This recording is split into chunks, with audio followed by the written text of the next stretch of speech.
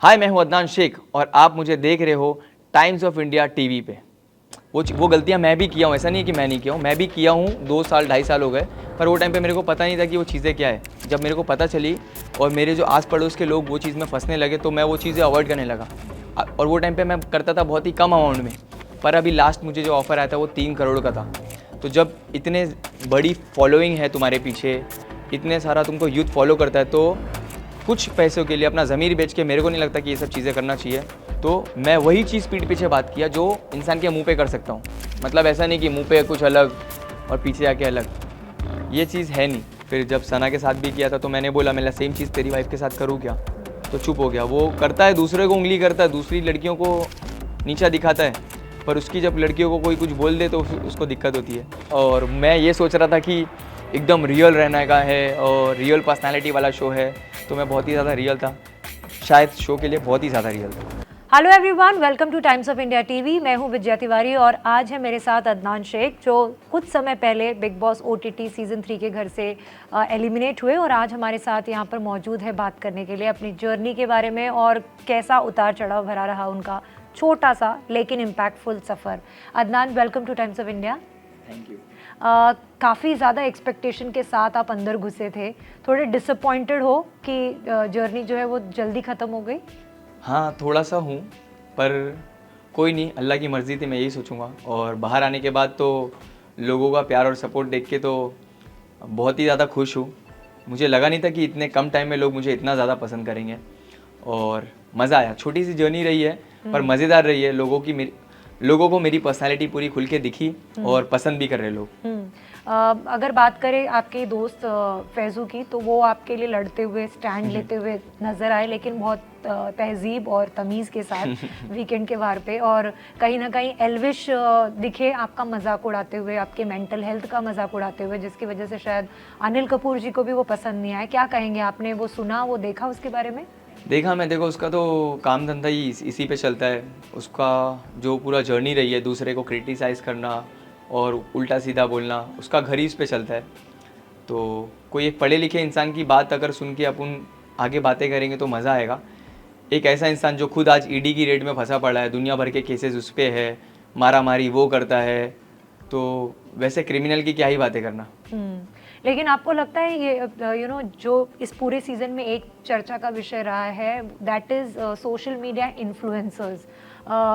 ये जो टर्म है इन्फ्लुएंसर, वो बहुत ही स्ट्रॉन्ग वर्ड है। और अगर आप इतने बड़े प्लेटफॉर्म पे आके किसी के मेंटल हेल्थ का मजाक उड़ाते हो, तो आप दूसरों को भी वो ये कहीं ना कहीं सीख दे रहे हो कि ऐसा कर सकते हैं। आप क्या कहोगे इसके ऊपर? अरे वो तो बहुत ही, अभी उसकी एक कोई चीज़ बताएंगे तो अपन बोल सकते हैं ना। जो इंसान पूरा का पूरा गलत है, उसकी कितनी ही बातें रखोगे आप।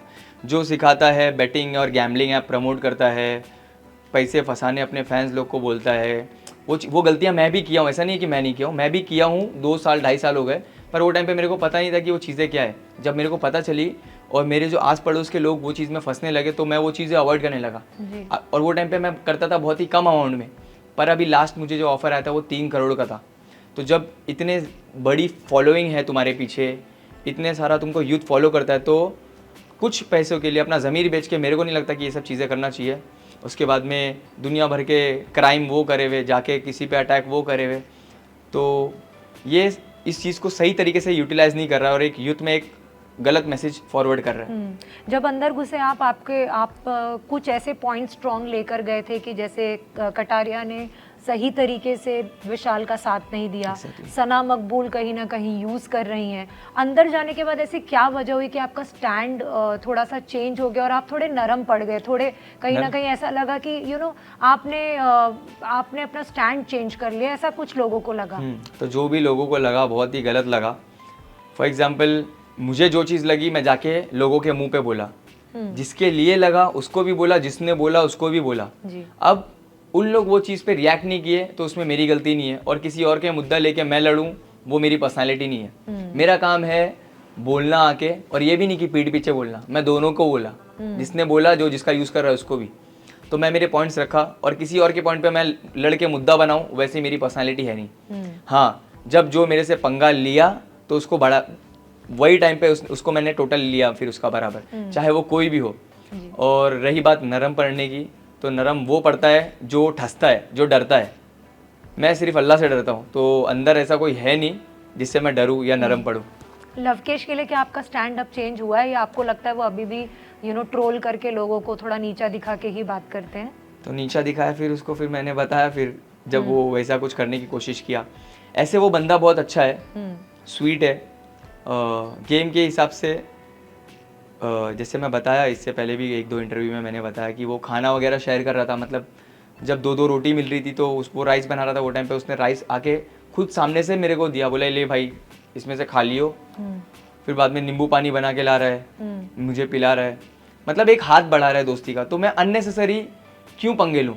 हाँ, जब वो सामने से मेरे को उंगली किया, जैसे कि वो चीज़ें हुई व्लॉगिंग वाला, तो उसमें फ्री हो रहा था, कंधे पे हाथ डाल रहा था, खींच रहा था, ये सब चीज़ें और पर्सनल हो रहा था, तो मेरे को वो सब चीज़ें ख़राब लगी। फिर वहाँ से थोड़ा सा चीज़ें आगे बढ़ी। नहीं तो ऐसे कुछ दिल में ग्रजेस नहीं है, वो बहुत ही अच्छा है एज अ पर्सन। और मैं चाहता हूँ कि जितने भी लोग घर में थे सभी लाइफ में अच्छा करें। आप विशाल से थोड़ा लेट डाउन हुए क्योंकि कहीं ना कहीं जब वो एक टास्क था वीकेंड के वार पे जहाँ पे चूज़ करना था, तो उन्होंने आपको चूज़ करके नहीं, जो 30 दिन की दोस्ती है उसको ज़्यादा अहमियत दी और आप उनको बाहर से फ्रेंड बोलकर अंदर गए थे।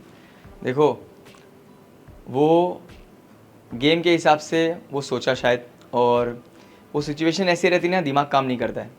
तो मैं उस बेसिस पे उसको जज नहीं करूँगा, ना उसकी फ्रेंडशिप को जज करूँगा। वो पहले भी मेरा उतना ही खास दोस्त था, आज भी है और आगे भी रहेगा, कुछ प्रॉब्लम नहीं है। वो गेम था, एक स्पोर्ट्समैनशिप रखने का, गेम स्पिरिट रखने का, और उसको वहीं तक का ख़त्म करने का। और आगे हम लोग मिलेंगे, जैसे पहले मिलते थे वैसे ही मिलेंगे इंशाल्लाह।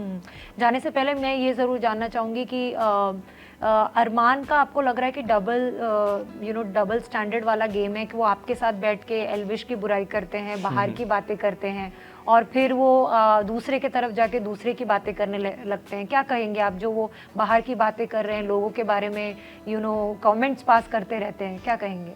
उसका वो काम ही है, वो समझ गया है मतलब कि शो में क्या देना चाहिए, और वो मेरे से होता नहीं है। इधर उधर करना, गीबत बहुत बड़ा गुनाह है। मतलब कि हम लोग में ऐसा है कि अपने भाई का, मरे हुए भाई का गोश्त खाने के बराबर है। अच्छा। तो मैं वही चीज़ पीठ पीछे बात किया जो इंसान के मुंह पे कर सकता हूँ। मतलब ऐसा नहीं कि मुंह पे कुछ अलग और पीछे आके अलग, ये चीज़ है नहीं, और मैं वो चीज़ कर भी नहीं सकता। तो ये वो समझ गया कि गेम में कंटेंट ऐसी दिया जा सकता है, तो वो वही स्ट्रेटेजी प्लान कर रहा है। दिन में 5-7 जगह ऐसी सब चीज़ें करता है ताकि उसको ये माइंडसेट है उसका कि उसमें से 1-2 चीज़ तो दिखाएंगे जी। तो इस तरीके से वो गेम खेल रहा है। और मैं ये सोच रहा था कि एकदम रियल रहने का है और रियल पर्सनालिटी वाला शो है, तो मैं बहुत ही ज़्यादा रियल था, शायद शो के लिए बहुत ही ज़्यादा रियल था। लेकिन आपको लगता है ये उनका जो गेम है मैनिपुलेट करने का, और लोगों के ऊपर वो कभी बॉडी शेम कर देते हैं, कभी कुछ कमेंट्स पास करते हैं? ये तो उसका काम ही है और ये कर रहा है वो। फिर जब सना के साथ भी किया था तो मैंने बोला मैं सेम चीज़ तेरी वाइफ के साथ करूँ क्या, तो चुप हो गया। वो करता है, दूसरे को उंगली करता है, दूसरी लड़कियों को नीचा दिखाता है, पर उसकी जब लड़कियों को कोई कुछ बोल दे तो उसको दिक्कत होती है। तो ये डबल स्टैंडर्ड ही हुआ। लड़की तुम्हारे घर की हो या किसके भी घर की हो, उसकी इज्जत करनी चाहिए। अगर जैसे तुमको तुम्हारी वाइफ की लगती है तो वो भी किसी की बेटी है, तो अपनी गटर खोलने से पहले उसको सोचना चाहिए कि अगर उसकी वाइफ के बारे में वो सुन नहीं सकता तो किसी की, वो सामने सना जैसी खड़ी थी तो वो भी किसी की औलाद है, तो ऐसे किसी के बारे में इतना उल्टा सीधा इतने बड़े प्लेटफॉर्म पे नहीं बोलना चाहिए। आपकी शादी के रूमर्स चल रहे हैं कि आपने शादी कर ली, लेकिन आप जब रहते अंदर आपने बोला मैं ऑलरेडी कमिटेड हूँ किसी के साथ और इंशाल्लाह इस साल के अंत तक हो जाएगी शादी, क्या कहना चाहेंगे? हाँ, कमिटेड हूँ और शादी कर लिया हूँ, शादी करूँगा तो बट ऑब्वियसली सबको बताऊँगा और इसी साल के एंड में इंशाल्लाह हो जाएगी। जाने से पहले फैंस को कुछ कहना चाहेंगे? और आपके टॉप 3 कौन होंगे? मेरे टॉप 3 होंगे नेजी, विशाल एंड सना मकबूल। और फैंस को यही बोलना चाहूँगा कि बहुत सारा प्यार, थैंक यू सो मच और जज़ाकल्लाह खैर। एक्सपेक्टेड नहीं था, मुझे लगा नहीं था कि इतने कम टाइम में आप लोग इतना प्यार करोगे, और शुक्र करता हूँ मैं अल्लाह से कि इतने सारे लोग मुझे चाहे, मुझे पसंद किए। बस keep supporting, keep loving, I love you all. Thank you so much and हम उम्मीद करते हैं आप आगे जो भी करें आपको कामयाबी मिले। Thank you so much. Thank you so much.